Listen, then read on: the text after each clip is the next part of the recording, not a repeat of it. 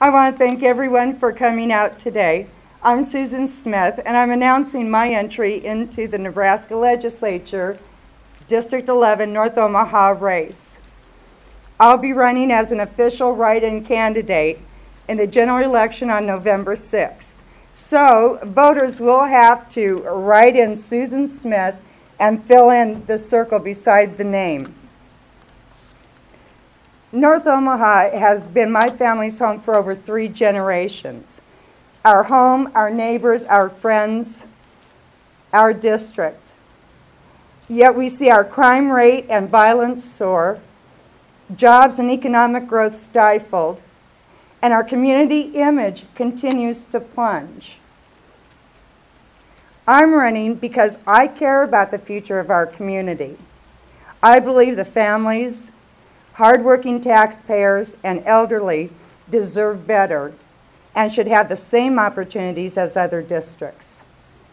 If you feel we have not prospered under the past 40 years of leadership, I'm asking you to support and work with me to change that image to one that encourages and promotes a safe and prosperous community.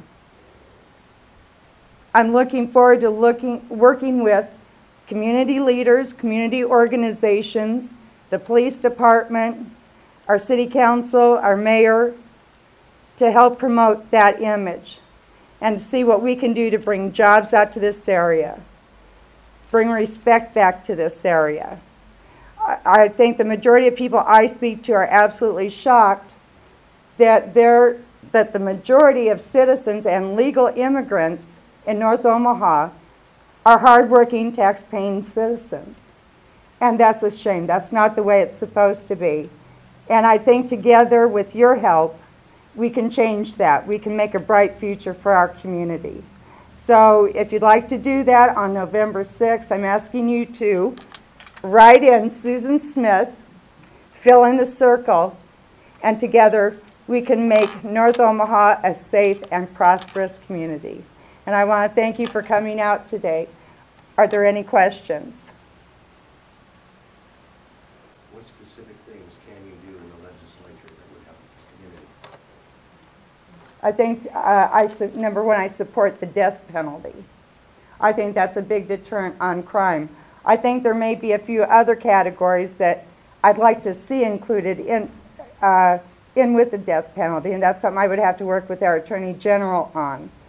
I think working with promoting a positive image of our police department and working with the community to work with them to help deter crime, to take responsibility for their block in the neighborhood. And what that means is to be proactive with the police. It means embracing the police, not opposing them.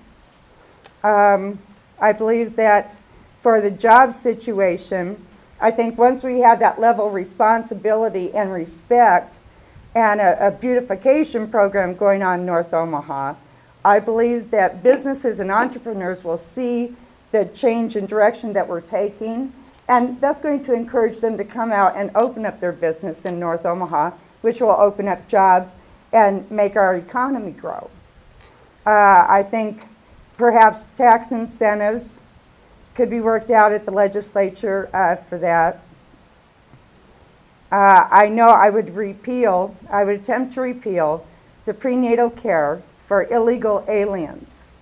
I would support repealing in-state tuition for illegal aliens. And why? Because those are benefits and services that should be reserved for our citizens and legal immigrants. And so every dollar that is spent on an illegal alien is money not spent on our citizens and legal immigrants.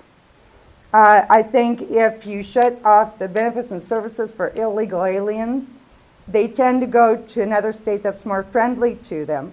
They take their children with them out of our educational system. They're no longer in the hospitals. They're no longer on our food stamps. We have jobs opening up for people who pay taxes, so we see our taxes go up, our tax coffers go up, our expenses go down. And I think that'll help quite a bit. I think we have an educational system that is bloated and ineffective.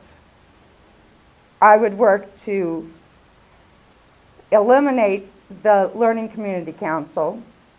I would work to reform our educational system, get it back to the basics. We don't need all these social programs. Social programs is something that I think our churches, our community-based organizations and grassroots level should be working on and focused on, not our school system. Yes? Thank goodness. It's about time we had a change in North Omaha. Well, you're welcome. Well, we're very excited, and it's definitely a grassroots campaign. We have all volunteers. No one's taking any money for this. We are not polished. I'm not a polished politician. I'm a neighbor, and so it's going to be a very interesting race. But I absolutely believe in the goodness of our community and of the wonderful people. And the future for our kids.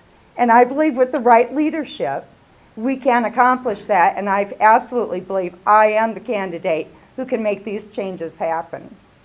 Do you feel like you have a tough road ahead of you, considering your competition and the history they have in the North Side community? That's a great question. No, we looked at the numbers from the 2008 primary and the 2009,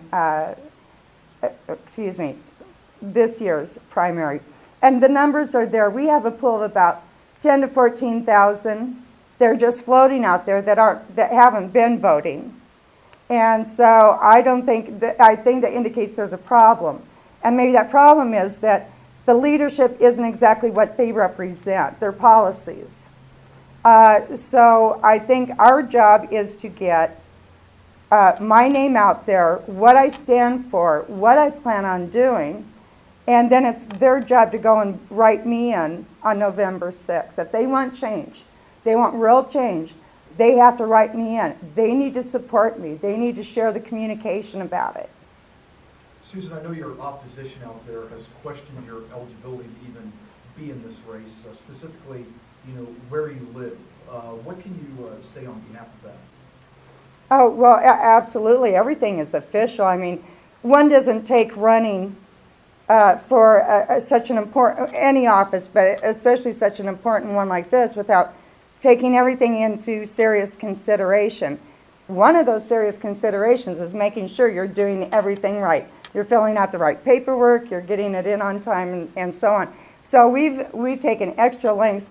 The Secretary of State's office and the Nebraska Accountability and Disclosure Office is already familiar with who Susan Smith is. And they've been very generous and kind and explained the process to me and helping me along to make sure everything was filed out. And that was done several weeks ago. As far as living in North Omaha, I do live over here. I live just a few blocks south of Miller Park. It's been the family home.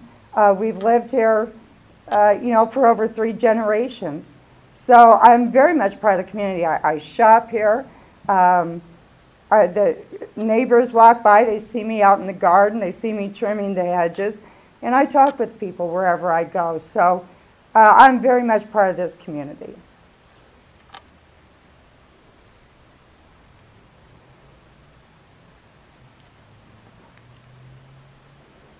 The political process at its very best, the common man or woman finally being involved. Well, and I think that's what it's going to take to get control back of our district. I want to be very tough on crime. I don't understand why I think we need prison reform to help that along. I mean, most of the citizens, most of my neighbors have to pay for their cable, they have to pay for their internet, pay for their phone, their utilities, and the roof over their head. For some people who are sent off to prison, it's like it almost becomes a home away from home for them. And absolutely, that should not be the case. I think we need to get back to putting our those who are sentenced to prison, we need to get them back to putting them to work. I think juvenile offenses require putting them to work. I think we've seen what trying to socialize and coddle criminals has done, and it's made our situation worse. There is no consequence for their actions. And just like we have to teach our children consequences when they make certain decisions or the wrong decision, the same applies to our criminals. And maybe next time they'll think before they commit a crime, because they don't want to go back to that place. It won't be a fun place to be. And again, that'll come working with getting input, working with prison officials, going out, taking a tour of the prison, and then working towards that solution. Susan, talk a little bit about the process of becoming a write-in candidate. What did you have to do to get to that point? Well, you have to contact the Secretary of State's office and let them know what it is you're doing, and then they can tell you if you've missed a deadline or if you have to, what forms to fill out, and they'll mail it right to you. And so that's what I did, and we filled out the forms, and we mailed them in. And the reason why, for some reason, if you're not because I was not a registered independent between January and March of this year, I can't even petition to get the 2,000 signatures to get my name on the ballot. And so maybe that's something we need to look at changing, you know, once I get up there. But in either case, so those were just the requirements and procedures that I had to fall into. I felt it was well worth the effort. The support that I'm getting from the people just from the couple of days before the primary, that I was out and about and roving in the district and letting people know they could write my name in. It was very encouraging, and really that is what made me decide, along with a lot of prayer and thought, to go ahead and continue on to the general election, is their support. They are excited. They've got someone from this area, from this district, who is going to represent them.